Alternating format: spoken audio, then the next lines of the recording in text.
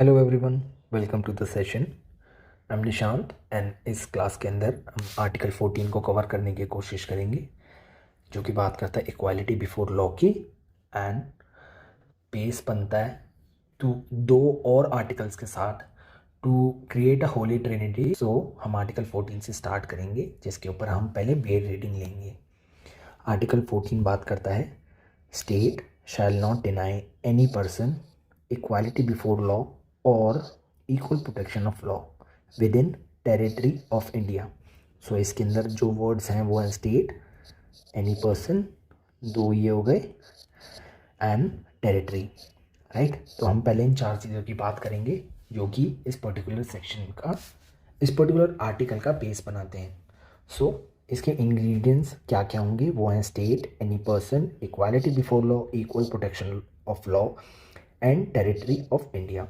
Right, so इसमें पहले बात की थी स्टेट की, जो हम बात कर चुके हैं आर्टिकल 12 के अंदर। ठीक है, वो आप वीडियो में जाकर उसे देख सकते हैं कि यहाँ पर हम किस चीज़ की बात कर रहे हैं और स्टेट किन किन को कहा जा सकता है। सेकेंड चीज़ आती है पर्सन। तो इस पर्टिकुलर आर्टिकल के हिसाब से person can be both citizen as well as non citizen. So ये फॉरेनर्स पर भी लगेगा। ठीक है, नाउ हम फिर उसके बाद बात आती है equality before law and equal protection of law की। ऑब्वियसली टेरिटरी भी मैं समझा चुका हूँ आपको पिछले क्लासेस के अंदर। सो हम इन दोनों को ऑलरेडी पढ़ चुके हैं। तो हम बात करेंगे equality before law and equal protection of law की। सो अगर हम बात करते हैं इक्वालिटी बिफोर लॉ की, जिसको अब मैं कहूँगा EBL बिकॉज ये शॉर्ट फॉर्म है, ये एक तरीके का नेगेटिव कॉन्सेप्ट है बिकॉज ये कुछ लेता है और कुछ देता नहीं। राइट, एक तरीके का लिमिटेशन देता है, लिमिटेशन क्रिएट करता है। That is why we call it negative concept. So इसकी कुछ ही पॉइंट्स हैं जो कि हैं state not to deny any person equality before law and absence. ठीक है ना, ये कुछ दे नहीं रहा है बट कह रहा है कि absence of special privilege in favour of individual और ग्रुप्स। ठीक है ना, बाय द स्टेट स्पेसिफिकली। ठीक है, सो ये एविडाइसी के रूल ऑफ लॉ का एक पार्ट है। ठीक है ना, ये रहा इक्वालिटी बिफोर लॉ। सो अगर हम बात करते हैं एविडाइसी के रूल ऑफ लॉ की, तो उसके अंदर तीन चीज़ें आती हैं, वो है supremacy of law, equality before law and constitution result of ordinary law of land. ये हमारे इंडियन कॉन्सेप्ट, इंडियन कॉन्टेक्स्ट में नहीं आता। ठीक है ना, बिकॉज ये हमने क्रिएट किया है एंड लोगों ने बनाया है ऐसे। ठीक है ना, so this is not just ordinary law of land but we have created this and given this constitution to ourselves. So इसके अंदर हम जिस केस की बात करेंगे इस पर्टिकुलर चीज़ के अंदर, वो पहला केस आता है इंदिरा गांधी वर्सेस राज नारायण का, जिसमें सुप्रीम कोर्ट ने ये कहा था कि rule of law under article 14 is basic feature of the constitution. ठीक है ना, एविडेंसी का रूल ऑफ लॉ। ऑब्वियसली बात है, जब रूल ऑफ लॉ की बात करें तो पहले दो पॉइंट्स की तो बात करी ही होगी, जो कि है supremacy of law and equality before law. ठीक है ना, क्योंकि इसकी तो हम बात ही नहीं करते, ये हमारे इंडियन कॉन्टेक्स्ट में आता ही नहीं। उसके बाद हम अगर हम बात करें इक्वल प्रोटेक्शन ऑफ लॉ की, तो ये एक पॉजिटिव कॉन्सेप्ट है। राइट, एंड ये हम अडॉप्ट करते हैं US के कॉन्स्टिट्यूशन से, जो कि 14th अमेंडमेंट से आता है। Now equals to be treated equally, इसकी बात, इसका मतलब क्या है मैं आपको बाद में समझाऊंगा। सो इसके अंदर ये है कि स्टेट टू गिव, ठीक है ना, to give not an absence, that is why it is a positive concept. To give treatment to persons in different situations to establish equality amongst all. और यही इक्वल प्रोटेक्शन ऑफ लॉ जो है ना, basis बनाता है reservation का, यही base बनता है रिजर्वेशन का। ठीक है ना, अब वो चाहे EWS के लिए हो, हॉरिजॉन्टल हो या फिर वर्टिकल हो। ठीक है, यही बनता है। नाउ हम बात करते हैं फॉर्मल वर्सेस सब्सटैंटिव इक्वालिटी की। सो फॉर्मल इक्वालिटी की जब हम बात करते हैं तो इसका मतलब ये होता है कि ऑब्वियसली बात है, हम फॉर्मल की बात कर रहे हैं तो that is something pretty static and dictionary, एक डिक्शनरी उसकी डेफिनेशन होगी। सो ट्रीटिंग एवरीवन अलाइक। ठीक है, ये बात ये नहीं करता कि जो है ना किसकी क्या सिचुएशन है। So any differential treatment between individuals who are same would constitute discrimination. अगर जो सेम लोग हैं उन इंडिविजुअल्स के बीच में अगर तो आप डिफरेंशियल ट्रीटमेंट करते हैं तो वो डिस्क्रिमिनेशन कहलाया जाएगा। ये फॉर्मल इक्वालिटी का कॉन्सेप्ट कहता है। नो सब्सटैंटिव इक्वालिटी का कॉन्सेप्ट क्या कहता है कि not simply equal treatment but actual impact of law. ये इस चीज़ की बात करता है एंड ये एक ऐसा फिलोसफिकल बेस है for what we have understood ऊपर रिजर्वेशन के लिए। ठीक है ना, हम ट्रीटमेंट कितना ही अच्छा कर लें बट क्या उसका इम्पैक्ट है? क्या उससे कास्टिज्म ख़त्म हुआ? नहीं। इसलिए हमारे को अफर्मेटिव एक्शन चाहिए कि जो हम सोशो इकोनॉमिक इनइक्वालिटीज़ को ख़त्म कर सकें। राइट। तो ये बात करता है actual impact of the law की, ना ही सिर्फ उसके एक ट्रीटमेंट की कि यार हम ट्रीट तो कर रहे हैं, स्टेट ट्रीट तो कर रहा है, पर उसके लिए कोई लॉ सजेस्ट नहीं कर रहा। सो ये जो सब्सटेंटिव इक्वालिटी का कॉन्सेप्ट है, ये कहता है कि treating unequals as equal only serves to widen the disparity between two. एक बंदा यहाँ है, एक बंदा यहाँ है, दोनों को हमने 2 पॉइंट दिया, इसको भी 2 पॉइंट दिया, ये आ गया 6 पर, ये आ गया 4 पर। क्या इसमें इक्वालिटी है? नहीं, क्योंकि दोनों की पोजीशन अलग अलग है। ठीक है ना, तो इसको देना चाहिए था 4 एंड इसको देना चाहिए था 2। ठीक है, सो जिसको ज़्यादा की जरूरत है उसे ज़्यादा दिया जाए, जिसको कम की ज़रूरत है उसे कम दिया जाए, एंड ये बेसिस क्रिएट करता है रिजर्वेशन का। Simple as that. अगर बहुत अच्छा एग्जाम्पल देना जाए तो वो यही होगा। सो इसके अंदर एक बहुत अच्छा केस आता है, वो Anwar Ali versus state of waste Bengal, जिसके अंदर सुप्रीम कोर्ट ने ये कहा था कि equal protection of law is corollary to equality before law. ठीक है ना, ये साथ साथ चलते हैं and if one gets violated other will be violated too. ठीक है ना, तो ये कहाँ से आया? ये पर्टिकुलर इन्होंने कहाँ कहा? इन्होंने कहा इस एरिया से। ठीक है ना, कि भाई अगर तो तुम एक पर्टिकुलर इंसान को गलत ट्रीट करते हो तो उससे सिर्फ एक ही कॉन्सेप्ट वायलेट नहीं होता, दूसरा भी होता है। तो ये दोनों कोरोलरी हैं, दोनों साथ में वायलेशन होती है इन दोनों। राइट। सो इसके बाद जब हम बात करते हैं कि भाई ऑब्जेक्ट क्या है आर्टिकल 14 का, तो उसके अंदर कुछ ही पॉइंट्स हैं जिसको हमें समझना है। सो पहला पॉइंट ये है कि article 14 ensures arbitrary discrimination not made by state, especially by state, between persons. First point. Second point is like deal alike with all in one class. ठीक है ना, जो एक क्लास के हैं उन्हें इक्वल ट्रीटमेंट दी जाए, जो नहीं है उन्हें नहीं। Equality of treatment under equal circumstances, क्योंकि ये इसका बेस है। ठीक है, 3 ही ऑब्जेक्ट होते हैं आर्टिकल 14 के। ठीक है, इसको आप फर्दर एक्सप्लेन कर सकते हो। ऑब्वियसली जब आप लिखने पे आओगे तो आराम से जो है ना, it will take a lot of space in paper. यहाँ पे मैंने शॉर्ट लिख रखा है सो दैट मैं आपको इजीली समझा सकूँ, एंड प्लस अगर आप ये नोट्स बना रहे हो तो आप एक क्विक रिविजन कर सको। सो अगर हम बात करते हैं डॉक्ट्राइन ऑफ इक्वालिटी की, जो कि पढ़ना बहुत ही ज़रूरी है, बिकॉज ये एक पर्टिकुलर डॉक्ट्राइन है जिसके ऊपर सब कुछ सेट है, एंड इसी पर्टिकुलर डॉक्ट्राइन को जो है ना डिफरेंट टाइम्स पे, डिफरेंट सिचुएशंस में एंड चेंजिंग नीड्स के हिसाब से जो है सुप्रीम कोर्ट ने उसकी इंटरप्रिटेशन दी है।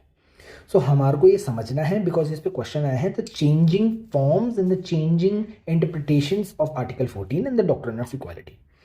सो पहले हम इसका मीनिंग समझे तो ये है सिंपल एक लाइन के अंदर कि एक्सेस और provision of equal opportunities, that all. ठीक है ना, एक्सेस या provision of equal opportunities, individuals are protected from being discriminated. पहले उन्हें प्रोटेक्ट कर दो एंड उन्हें दो, सो ये पॉजिटिव कॉन्सेप्ट आ गया। एंड प्रोटेक्टेड, ठीक है ना, एब्सेंस ऑफ डिस्क्रिमिनेशन मतलब ये नेगेटिव कॉन्सेप्ट आ गया। इस दोनों के मिलने पर जो है ना इक्वालिटी आती है। जिसे ज़रूरत है उसे दो, जिसे जहाँ डिस्क्रिमिनेशन नहीं होनी चाहिए उसे बचाओ, दैट इज इट। ना इसके अंदर हम पर्टिकुलर केस जब अगर हम लिखने पर आएंगे तो वो एक केस है Satyavati Sharma versus union of India, जो कि 2008 का काफ़ी रिसेंट का केस है, जिसमें सुप्रीम कोर्ट ने कहा कि doctrine of equality means there should be no discrimination between one and another. ठीक है, that is it. Now principle of equality does not mean every law must have universal application to all person. ये इसी case में बात की गई थी कि भाई उन्होंने कहा कि प्रिंसिपल ऑफ इक्वालिटी का मतलब ये नहीं है कि भाई एक पर्टिकुलर लॉ का ना यूनिवर्सल एप्लीकेशन हो सब पर, ठीक है। हम उस लॉ के अंदर एक्सेप्शंस डाल सकते हैं जिससे जिनको अलग ट्रीटमेंट मिलना चाहिए उन्हें मिलेगा। जैसे आर्टिकल 15 का आप क्लॉज 3 क्लॉज 2 एंड 3 पढ़ोगे तो विमेन एंड चाइल्ड, ठीक है ना। उसके बाद SC ST आ जाता है, तो हमने क्लॉसेस डाले तो इसकी यूनिवर्सल एप्लीकेशन तो नहीं, इसकी यूनिवर्सल एप्लीकेशन तो हो ही रही है, बट इसके अंदर हमने एक्सेप्शंस डाले to people who need to be treated in a different way so that हम एक्चुअल प्रिंसिपल ऑफ इक्वालिटी को फॉलो अप कर पाए। So varying needs of different classes of persons require different treatment, ठीक है। इस particular case के अंदर यही 3 चीज़ों की बात हुई थी and that creates a reasonable classification. अब हम बात करेंगे ये रीजनेबल क्लासिफिकेशन होता ही क्या है, क्योंकि ये तो तभी पता लगेगा ना जब हम उन्हें क्लासीफाई कर पाएंगे कि ये इस क्लास का, ये उस क्लास का है एंड इसकी ये नीड है, इसकी वो नीड है। तो ये रीजनेबल क्लासिफिकेशन है क्या, बिकॉज इसका भी एक पूरा कॉन्सेप्ट है जो आपको समझाना पड़ेगा पेपर के टाइम। सो अगर हम छोटे के अंदर इसकी बात करें तो मैं आपको समझाता हूँ कि class legislation and reasonable classification के अंदर क्या अंतर है। So we follow this and not this. क्यों? Because article 14 does not forbid classification, ठीक है। आर्टिकल 14 क्लासिफिकेशन करने के लिए मना नहीं करता, ठीक है ना। वो classification which rest upon reasonable grounds, ये है वर्ड जो आपको नोट करना है, ऑफ डिस्टिंक्शन, ठीक है ना। इट शुड बी रीजनेबल, ठीक है ना, and that reason must not be arbitrary और आर्टिफिशियल, ठीक है ना। That particular classification must not be arbitrary और आर्टिफिशियल, कि भाई मेरा जो मन आया मैंने वो ही कर दिया, एंड आर्बिट्रीनेस के ऊपर ही हमारा जो है ना प्रिंसिपल ऑफ इक्वालिटी डेवलप हुआ था, जो कि जस्टिस भगवती ने किया था, जो मैं आपको आगे समझाऊंगा। सो क्लास लेजिस्लेशन किस चीज़ की बात करता है? ये कहता है कि class legislation means makes improper discrimination by conferring particular privilege upon a class of person arbitrarily who makes state, ठीक है। सो प्रिविलेज दे दी जाए या conferring a particular privilege upon a class of person, ठीक है ना। सो उसमें क्लास लेजिस्लेशन हो सकता है, पर क्लासिफिकेशन हम कर सकते हैं, क्लास लेजिस्लेशन नहीं, ठीक है ना। And no reasonable distinction can be found by applying test of intelligent differentia, ठीक है। अब ये भी समझना पड़ेगा कि भाई इंटेलिजेंट डिफरेंशिया होता ही क्या है, बिकॉज अगर हमने ये पढ़ा है कि रीजनेबल क्लासिफिकेशन क्या होता है तो एक फॉलोअप आता है इंटेलिजिबल डिफरेंशिया, ठीक है ना। सो क्लासिफिकेशन जो होती है ना, जो हम क्लासिफिकेशन करेंगे जो कि एक रीजनेबल क्लासिफिकेशन होती है, that has to be found upon intelligible differentia, ठीक है। अब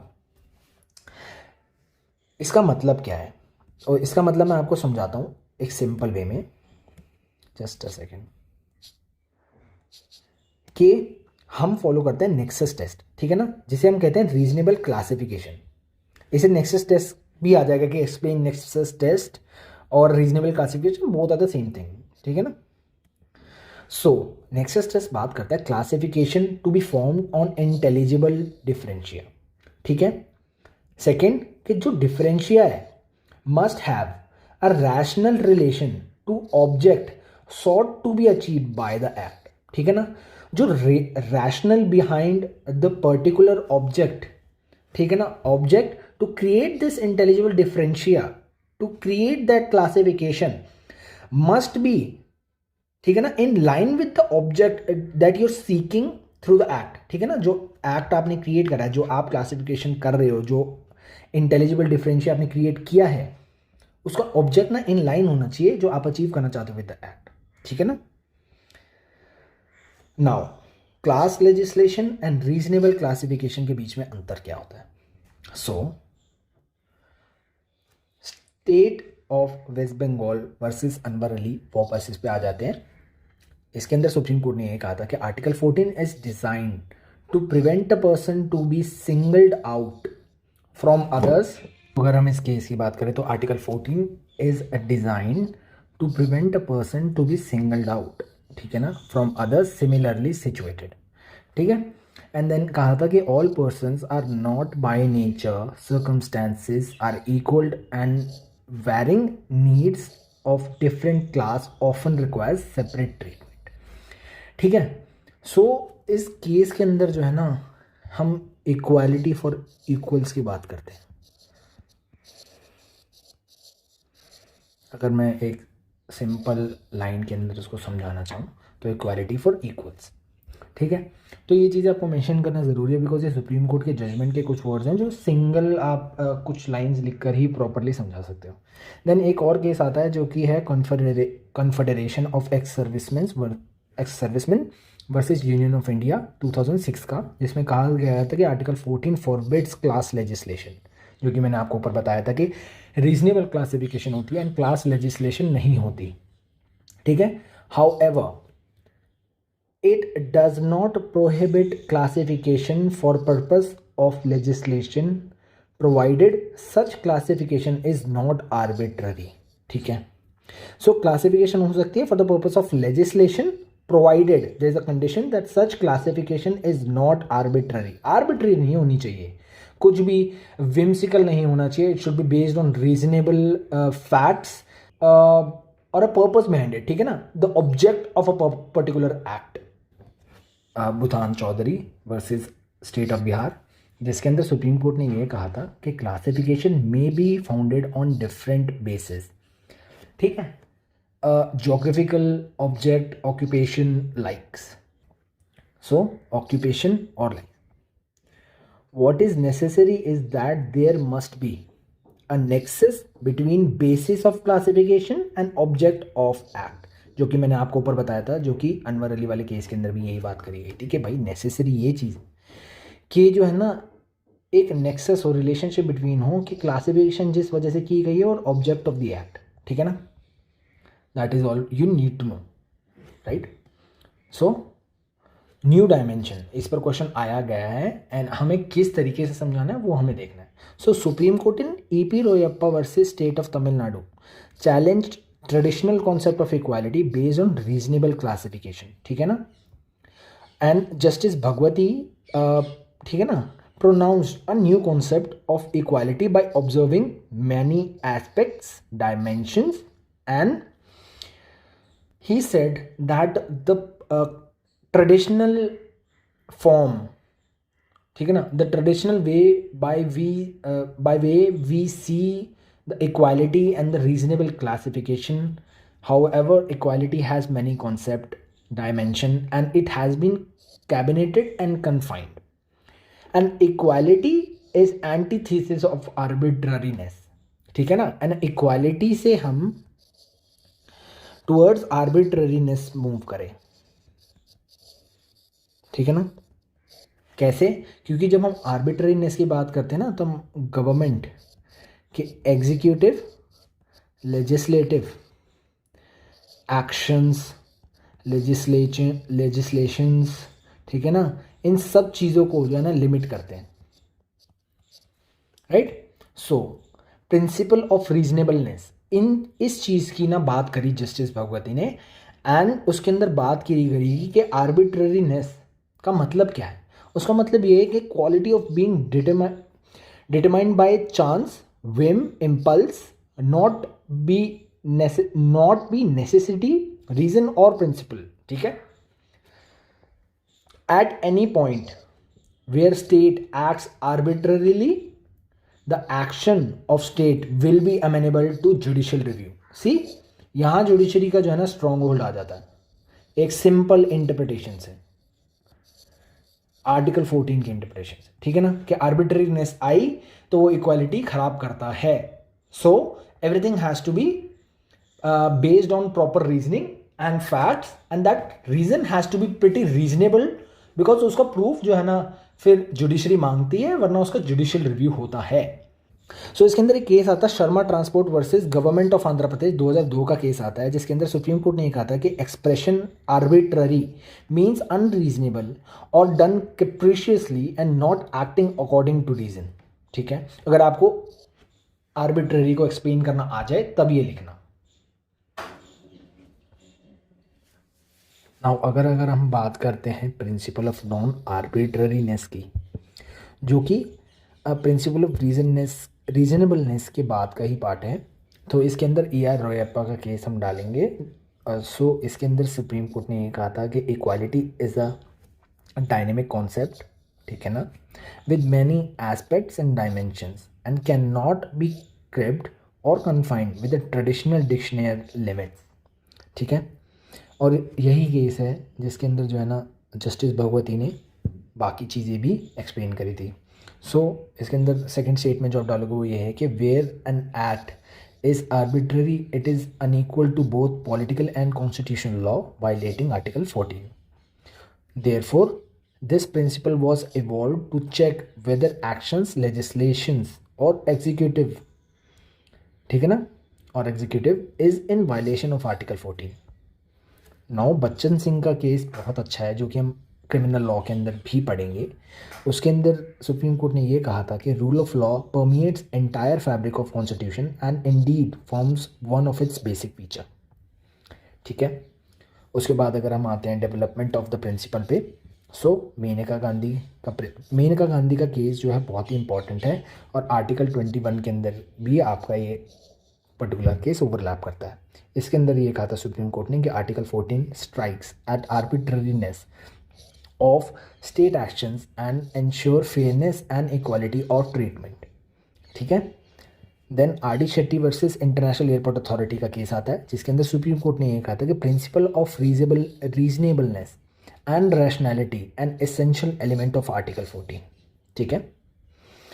नाउ रीजनेबल क्लासिफिकेशन इनसफिशिएंट, ठीक है, था भी, इसीलिए जो है ना इक्वालिटी के जो प्रिंसिपल्स थे वो इवॉल्व हुए।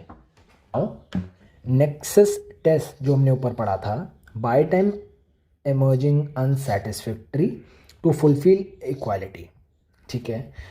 अजय हसिया वाले केस के अंदर जो मैंने आपको पिछली क्लास में भी पढ़ाया था उसके अंदर ये था कि supreme court doctrine of classification merely a judicial formula but this does not cover the whole purpose of article 14, ठीक है ना। नाउ रूल ऑफ लॉ की जब बात आती है तो रूल ऑफ लॉ को हम जब अगर सिंपल वे में डिफाइन करें तो वो होगा कि all people and institution will be subjected to and accountable to law of land and no man is above law, ठीक है ना। ऑल्सो जब हम ए वी डाइसी को कोट करेंगे तो उसके अंदर तीन चीज़ें तो हमें एक्सप्लेन करनी ही है। इक्वालिटी बिफोर लॉ मैं आपको पढ़ा चुका हूँ। सुप्रीमेसी लॉ ऑफ बताओगे कि no man could be lawfully punished by an authority except for breach of law, ठीक है, यही सुप्रीमेसी ऑफ लॉ है। And constitution is result of ordinary law of land, ये थर्ड पॉइंट है जिसके अंदर आप नॉर्मली लिख सकते हो not applicable in Indian context. Now Indira Gandhi versus Raj Narain का जो केस है उसमें rule of law excludes arbitrariness, ठीक है। सिंपल सी चीज़ है कि whenever there is arbitrariness there is denial of rule of law, ठीक है। And exception of rule of law ये बहुत इंपॉर्टेंट है बिकॉज ये आपको बताने पड़ेंगे आर्टिकल 14 के क्वेश्चंस के अंदर, ठीक है, कि भाई president of India and governors as well as foreign sovereign and ambassadors ये ना एग्जेम्प्टेड होते हैं, इनकी कुछ एक्सेप्शंस होती हैं, वो क्या है मैं आपको बताता हूँ। So president of Indian governance के लिए ये है कि they are not answerable to any court for exercise of power and duties of office, ठीक है। No criminal proceeding during term, no civil proceeding during term until expiration of 2 month notice is served, ठीक है, ये तो आपको पता ही होगा, polity में आपने पढ़ा होगा। प्लस फॉरेन सोवरेन्स एंड एम्बेसडर इनके पास स्पेशल जो है ना एक्सेप्शंस होते हैं, ठीक है ना, कि अरेस्ट नहीं करा जा सकता, ठीक है ना, हथकड़ी वगैरह का भी काफ़ी कुछ होता है। तो वो सारा हमारे यहाँ पढ़ने का नहीं है, हमें बस ये बताना है कि जो है ना एक्सेप्शंस होते हैं किन किन लोगों के होते हैं और कितने होते हैं। ना अगर हम प्रीवियस ईयर क्वेश्चंस की बात करें एंड कुछ जुडिशियल सर्विसेज के भी डाले हैं सो दैट आपको एक पूरा आइडिया हो जाए कि भाई अगर पूछा जा सकता है तो किस लेवल तक पूछा जा सकता है। सो आर्टिकल 14, ठीक है ना, forbids class legislation not reasonable classification. पहले तो इस स्टेटमेंट को ही आप एक्सप्लेन करोगे and examine and also discuss how far equality of status and opportunity are achieve by constitutional provision, ठीक है ना। ये सिर्फ आर्टिकल 14 नहीं, ये प्लस आर्टिकल 15 का भी क्वेश्चन है।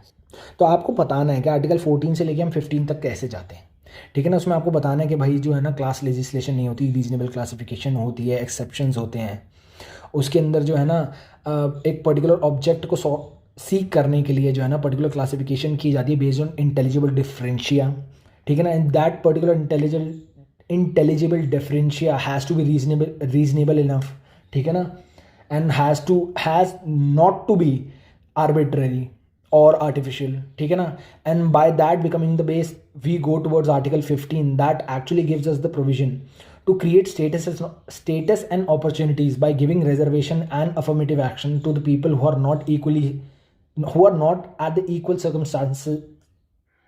circumstances in the society.